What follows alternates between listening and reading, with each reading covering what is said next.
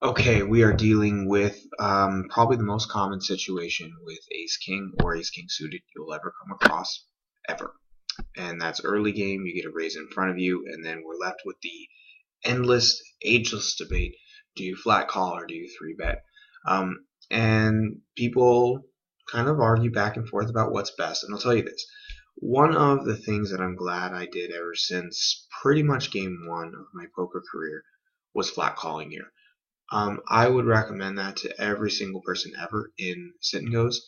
I think in MTTs there's a little more of a reason to 3-bet if you were looking to get it in and try for an early double up because it's a large field game. Perhaps even in a cash game you could 3-bet here because there might be some value in isolating that player, and then you pick up the pot right there and you win a nice little chunk of money. But in sit and goes, I really didn't find too much value in 3-betting. Actually, what I found is that it would just create very confusing situations where the stack size of us and the other player would drop after the 3-bet, and the pot would grow, and therefore an advanced concept, the stack to pot ratio, in other words, how many times the pot you have, would be much smaller, and that actually makes Ace King a very uncomfortable hand to play. So, for instance, there's a lot of people who would advocate raise to 210 because that's 3 times the original raiser. Okay, so let's say everybody folds and then the original raiser calls, and that would bump the pot to 450, and you would have about 1200 left. Okay, so 1200 divided by 450 is about, I don't know, 2.8, something like that, somewhere around there. And that's your stack to pot ratio, or we could abbreviate that and call it SPR. The smaller stack to pot ratio you have with Ace King, if it's around 1, is usually pretty good. Like when it's a pot size bet left, it's pretty comfortable. But in order to get that here, you'd have to raise to around 500 or something, which would make the pot 1,000 if the original raiser called, and you'd have about 900 left.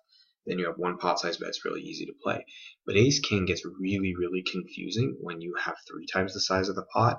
Those are all those situations you've ever played with Ace King. When you raise, someone calls, or when something happens, and then you go, oh crap, I missed. Am I supposed to c-bet? I don't want to be committed. Oh, yeah, I'm so confused. Oh my god.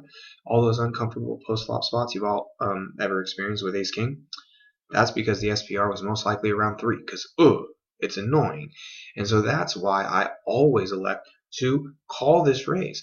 And even though it seems a little weak on the surface, like, oh man, you have the best hand, you're only calling, what I found is it took all the confusion and it went and it sucked the life out of it. There was no confusion left with Ace King.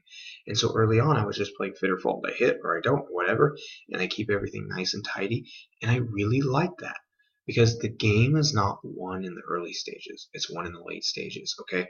And I saw so many players, good, bad, medium, whatever, lose games with Ace King early on, and I don't want that to happen to you. So I would recommend flatting here every time in sit and goes.